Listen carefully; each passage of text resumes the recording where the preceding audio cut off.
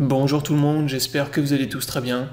Aujourd'hui on se retrouve pour une nouvelle vidéo, donc vidéo de scalping sur Bybit, donc avec les contrats USDT perpétuels. Donc je vais vous montrer un short en direct sur le Bitcoin en scalping avec 0,2 Bitcoin. Donc là le short a été effectué près de la résistance des 9200 lorsqu'on était ici. Et là en fait le trade que j'ai pris c'était tout simplement short de la fractale qui est ici. Donc ça c'est une fractale en fait que je vous avais présentée et que je vous avais déjà détaillé dans une vidéo. Donc je ne vais pas refaire une vidéo et présentation précise de la fractale. Je vous invite à aller voir la vidéo que j'avais faite sur ma chaîne YouTube. Donc je vous remettrai le lien de la vidéo dans la description de cette vidéo. Sinon vous la retrouvez sur ma chaîne YouTube. Donc c'était la vidéo Trading Bitcoin sur BitMEX, fractale divergence RSI. Donc c'était celle-ci. Donc dans cette vidéo justement je vous ai une présentation détaillé de cette fractale qu'on retrouve très souvent sur le Bitcoin, enfin assez régulièrement en tout cas. Moi j'en vois assez régulièrement, on va dire au moins une par jour ou une tous les 2 jours ou 2-3 jours. Donc ça revient assez souvent. Là actuellement il y a très peu de volatilité sur le Bitcoin, donc forcément il y en a moins parce que c'est une fractale qui se dessine quand on a de la volatilité. Donc là en l'occurrence on en a eu une. Mais voilà, là les gains en fait étaient ridicules. En tout cas sur le trade que j'ai pris, le ROE était vraiment faible, puisque bien sûr en ce moment la volatilité est très faible sur le Bitcoin. Donc on est obligé d'utiliser soit du plus gros levier, soit d'utiliser des plus grosses sommes d'argent. Donc là la fractale, comme vous pouvez le constater, était assez simple. Donc on a eu un premier pump ici, vous voyez sur le Bitcoin, consolidation, deuxième pump, et ensuite vous avez eu des divergences qui sont venues se dessiner sur le RSI. Donc à partir de là, on était assez proche également d'une zone de résistance ici, que j'avais identifiée, vers les 9200 $, donc qui correspond à la résistance qu'on avait donc ici. Donc toute cette zone-là, en fait, qui était une zone de résistance.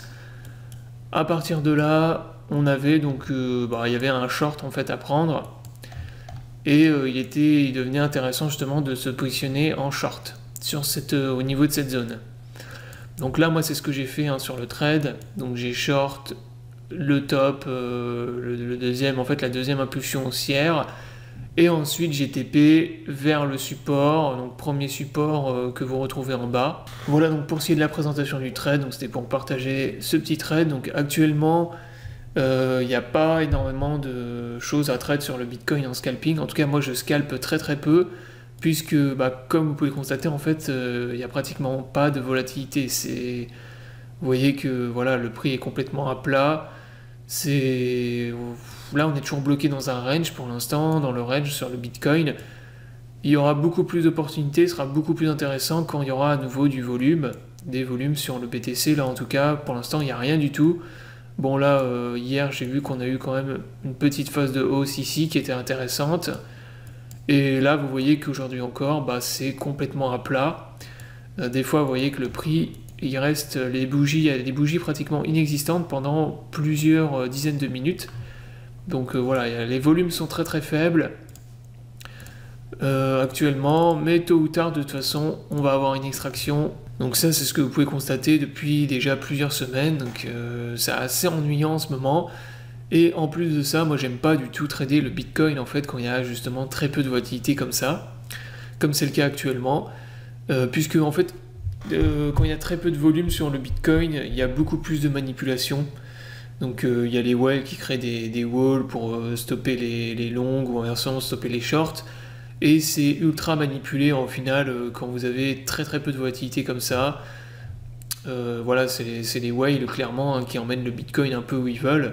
Tant qu'il y a peu de volume, qu'on reste dans un range et qu'il n'y a pas de résistance ou de support majeur qui sont break, c'est beaucoup plus manipulé. Donc ça aussi il faut le prendre en compte.